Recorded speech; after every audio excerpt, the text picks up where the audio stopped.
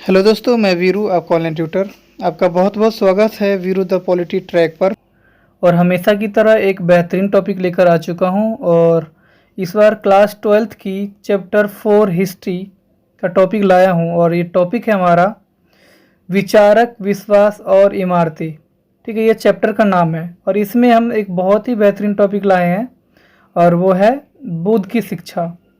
बौद्ध धर्म में जो शिक्षा है उसके ऊपर प्रकाश डालिए। अक्सर क्लास 12th में पूछा जाता है एग्ज़ामों में, और मैं बताऊंगा कि ये 100% क्वेश्चन पूछा ही जाता है। बौद्ध धर्म पर और जैन शिक्षा पर प्रकाश डालिए। ठीक है, बौद्ध शिक्षा और जैन शिक्षा में से किसी एक पर पूछा जाता है और बौद्ध शिक्षा दोनों में से ज़्यादा महत्वपूर्ण है। ठीक है, अगर बौद्ध शिक्षा याद करते हैं तो जैन शिक्षा भी अपने आप ही याद हो जाएगा। फिलहाल आप पहले इसको याद कीजिए, फिर मैं आपको नेक्स्ट वीडियो में समझाऊंगा कि दोनों में क्या समानताएं हैं। ठीक है, तो चलिए शुरू करते हैं हम। महात्मा बुद्ध का अगर बात करें तो महात्मा बुद्ध का जन्म नेपाल के लुम्बिनी जिले में हुआ था। ठीक है, जिन्होंने बौद्ध गया में ज्ञान प्राप्त किया और प्रथम उपदेश सारनाथ में दिया। ठीक है, बुद्ध ने यज्ञ और बलि का निंदा किया है। एक चीज़ याद रखिएगा कि महात्मा बुद्ध है, उन्होंने पहली बार जो ज्ञान का प्रसार किया था, ज्ञान का उपदेश दिया था उन्होंने, उसे किस नाम से जाना जाता है? तो उसे धर्म के पहिया को घुमाना कहा जाता है। ठीक है, तो ये चीज़ याद रखिएगा। और चलिए देखते हैं कि महात्मा बुद्ध ने जो शिक्षाएं दी हैं, ठीक है, उपदेश दिए हैं, वो कौन सी है। तो इनमें दो महत्वपूर्ण पॉइंट आ जाता है शुरू में, जिन्हें पेयर बना के हमें याद करना चाहिए। वो है, पहला है 4 आर्य सत्य और दूसरा है 10 शील सिद्धांत। सबसे पहले हम 4 आर्य सत्य के बारे में जान लेते हैं। महात्मा बुद्ध ने संसार को दुखमय कहा है, यानी दुख से भरा कहा है। इस संबंध में उन्होंने 4 आर्य सत्य का प्रतिपादन किया है। ठीक है, पहला जो आर्य सत्य है वो है दुख। महात्मा बुद्ध के अनुसार संसार पूरी तरह से दुखों से भरा है और मनुष्य का जन्म की अवस्था, मृत्यु की अवस्था, बुढ़ापे की अवस्था या रोग, सभी दुख ही तो है। इच्छा जो होती है वस्तु प्राप्त करने का, वो भी दुख ही है, क्योंकि अगर इच्छाएं अगर पूरा ना हो तो वो भी दुख का कारण बनता है। तो इसीलिए ये कहते हैं कि संसार दुख से भरा है। दूसरा उन्होंने जो प्रतिपादन किया है, दूसरा जो आर्य सत्य है, वो है दुख समुदाय।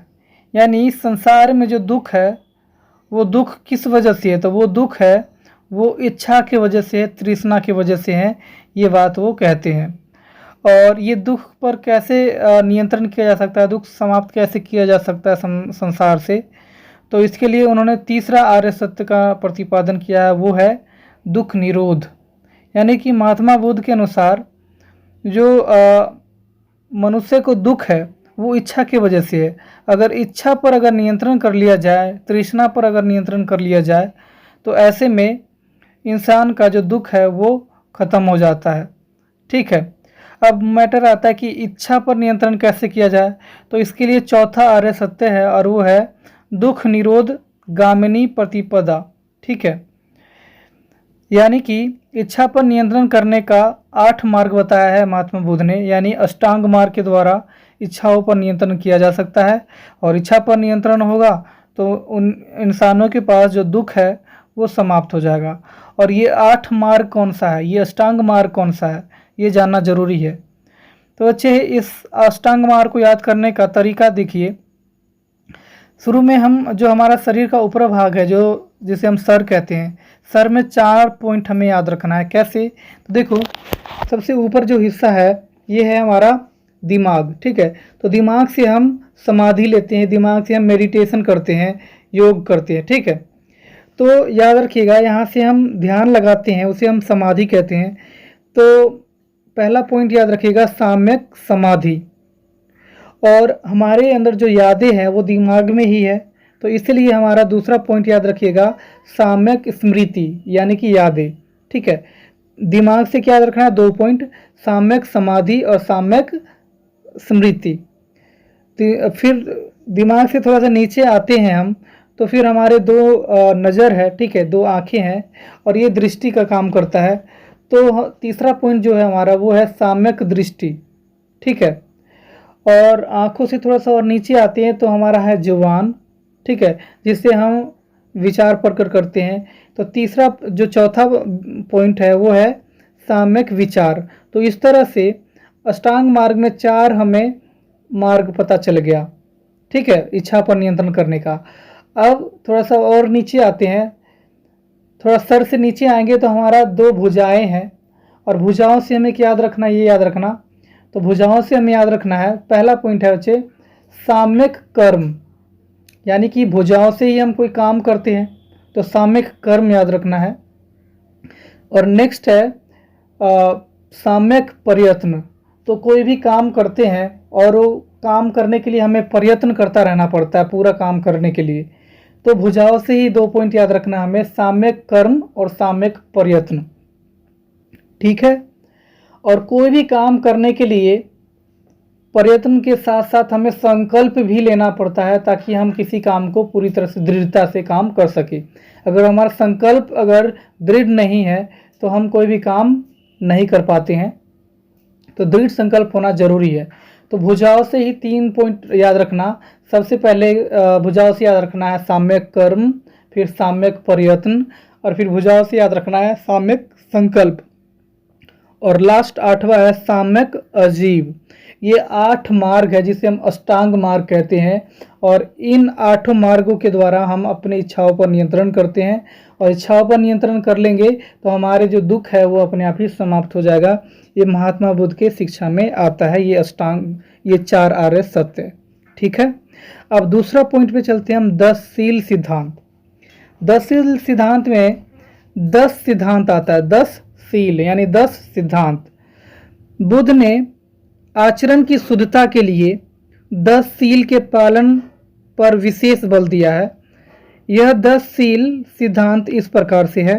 पहला है अहिंसा, दूसरा सत्य, तीसरा चोरी न करना, चौथा धन संग्रह न करना, पांचवा ब्रह्मचर्य का पालन करना, छठा नृत्य और संगीत का त्याग, सातवां संगीत सुगंधित पदार्थों का त्याग, आठवां असमय भोजन का त्याग, यानी कि कभी भी खाना खा लेते हैं ना बिना टाइम के ही, उस भोजन का त्याग करना है। कोमल सैया का त्याग, यानी कि जो कोमल बिस्तर है उसका त्याग करना, और कामिनी कंचन का त्याग। ठीक है, यानी कोमल हृदय होता है उसको भी कहीं ना कहीं हमें त्याग करना चाहिए, थोड़ा बहुत कठोर भी होना चाहिए। तो इस तरह से 10 सिद्धांत है 10 शील के अंदर। ठीक है, तो 4 आर्य सत्य और 10 शील सिद्धांत बौद्ध शिक्षा का 2 महत्वपूर्ण पॉइंट है जो याद होना चाहिए। ठीक है, अब ये दोनों पॉइंट के बाद जितने भी पॉइंट आता है, जैसे कि अनिश्वरवाद और कर्मवादी, यानी कि महात्मा बुद्ध जो थे वो ईश्वर में विश्वास नहीं करते थे और कर्मवादी थे, काम पर भरोसा करते थे, कर्म पर भरोसा करते थे। ये बौद्ध शिक्षा में भी आएगा पॉइंट और जैन शिक्षा में भी आएगा। नेक्स्ट, वेदों में अविश्वास था महात्मा बुद्ध का, और सेम यही चौथा पॉइंट भी जैन शिक्षा में भी आएगा। ठीक है, पुनर्जन्म में विश्वास, ये पुनर्जन्म वाला अगर बात करें तो ये लगभग हर धर्म में इस बात पर विश्वास किया जाता है, चाहे वो हिंदू हो, चाहे मुस्लिम हो, चाहे जैन या बौद्ध, कोई भी धर्म में जाओगे पुनर्जन्म में भी ये लोग विश्वास करते हैं। ठीक है, तो बौद्ध शिक्षा में पुनर्जन्म पे विश्वास किया जाता है। नेक्स्ट, जाति पाति का खंडन। याद रखिएगा, महात्मा बुद्ध जाति पाति को नहीं मानते थे, और जैन शिक्षा की अगर बात करें तो वो जाति पाति को मानते जरूर थे, लेकिन वो सामाजिक समानता पर भी बल देते थे। ठीक है, और इसमें भी जाति पाति को समाप्त करके और समानता पर बल देते हैं। तो दोनों पॉइंट लगभग जैन शिक्षा में भी आएगा और इसमें भी आएगा। ठीक है, नेक्स्ट, अहिंसा पर बल। ठीक है, और निर्वाण यानी कि मोक्ष की प्राप्ति। तो ये 8 पॉइंट है, बारी बारी से हम समझेंगे। 2 पॉइंट तो समझ चुके हैं। सबसे पहले समझते हैं कि महात्मा बुद्ध अनिश्वरवादी यानी कि नास्तिक और कर्मवादी थे। महात्मा बुद्ध का माने तो वो नास्तिक थे, यानी ईश्वर में विश्वास नहीं करते थे। उनका मानना था कि ये सृष्टि है, ठीक है, ये सृष्टि जो है ईश्वर के भरोसे से नहीं बल्कि मानव के कर्म के भरोसे से चलता है, यानी मनुष्य अपने कर्मों के अनुसार ही परिणाम भुगतते हैं। ठीक है, और इसी वजह से उनको अगर भविष्य जैसे बनाना है उसको अभी से उस प्रकार का कर्म करना पड़ेगा जैसे वो भविष्य में बनना चाहते हैं। तो कर्म पे भरोसा करते हैं महात्मा बुद्ध, और ये ईश्वर में विश्वास नहीं करते हैं। वहीं पे वेदों में विश्वास भी नहीं करते हैं ये महात्मा बुद्ध। बुद्ध का पुनर्जन्म में विश्वास तो था ही, अच्छा वेदों में विश्वास नहीं था उनको। कैसे? तो वेदों में जो भी बातें कही गई है, ठीक है, उनको ये स्वीकार नहीं करते हैं, उनका प्रामाणिकता नहीं देते हैं महात्मा बुद्ध, ठीक है। और पुनर्जन्म की अगर बात करें तो महात्मा बुद्ध का कहना है कि वो पुनर्जन्म में तो विश्वास करते ही हैं, ये बात सच है, ठीक है, लेकिन उनका कहना है कि कर्मों के अनुसार मनुष्य की अच्छा बुरा जन्म होता है, मनुष्य जैसा कर्म करेगा वैसे ही मनुष्य का जन्म होता है, ठीक है। यानी अगर इस जन्म में अगर आप अच्छा कर्म करते हो तो अगले जन्म में आप अच्छे योनि में जन्म लेते हो, ठीक है। नहीं तो आप मानव जन्म में नहीं बल्कि अन्य जन्म में कीड़े मकोड़े जानवर आदि के रूप में जन्म लेते हो, ठीक है। तो अच्छा कर्म करोगे तो ही अगला जन्म निर्धारित होगा अच्छा या बुरा में, ठीक है। उनका मानना यह भी था कि पुनर्जन्म तो होता है लेकिन आत्मा का नहीं, मनुष्य के अहंकार का होता है, ये महात्मा बुद्ध का कहना था। नेक्स्ट है जाति पाति का खंडन करते थे वो महात्मा गांधी जी, सॉरी मैं गलत बोल दिया मैंने, महात्मा बुद्ध जी जाति पाति का खंडन करते थे, ठीक है। उनका इसमें किसी भी प्रकार का विश्वास नहीं था, लेकिन वह समाज की एकता में विश्वास करते थे कि समाज में हर एक लोग एक साथ मिलजुल कर रहे और जाति पाति में ना बटे, इस बात पे वो बल देते थे। और इसलिए उनका कहना था कि समाज के कोई भी व्यक्ति किसी भी जाति से क्यों ना हो, मुझे उससे फर्क नहीं पड़ता है, वो बौद्ध धर्म का अनुसरण कर सकता है, बौद्ध धर्म को अपना सकता है, ठीक है। नेक्स्ट महात्मा बुद्ध है वो अहिंसा पर भी बहुत ज़्यादा बल देते थे, और अहिंसा पर बल देते थे इसके लिए वो क्या कहते थे कि महात्मा बुद्ध अहिंसा पर बल देते हुए उन्होंने ज्ञान प्राप्त करने के बाद जीवन भर अहिंसा परमो धर्म के सिद्धांत का प्रचार किया। यानी महात्मा बुद्ध ने जब ज्ञान प्राप्त किया तो उसके बाद ना उन्होंने अहिंसा परमो धर्म का आजीवन, मतलब जब तक जीवित रहे तब तक इस सिद्धांत का पालन किया और इसका प्रचार किया। और उन्होंने कहा कि लोगों को अपने मतलब मन से, अपने वचन से, अपने कर्म से किसी भी जीव को दुख नहीं पहुंचाना चाहिए, ठीक है, अहिंसा नहीं करना चाहिए, यह महात्मा बुद्ध कहते हैं। और वहीं पे लास्ट पॉइंट है 8वां निर्वाण। निर्वाण यानी कि मोक्ष। महात्मा बुद्ध के अनुसार निर्वाण वह अवस्था है, यानी मोक्ष वह अवस्था है जिसमें मनुष्य के अंदर ज्ञान की ज्योति जलता है और उसके अंदर अज्ञानता का जो अंधकार है वो समाप्त हो जाता है, ठीक है।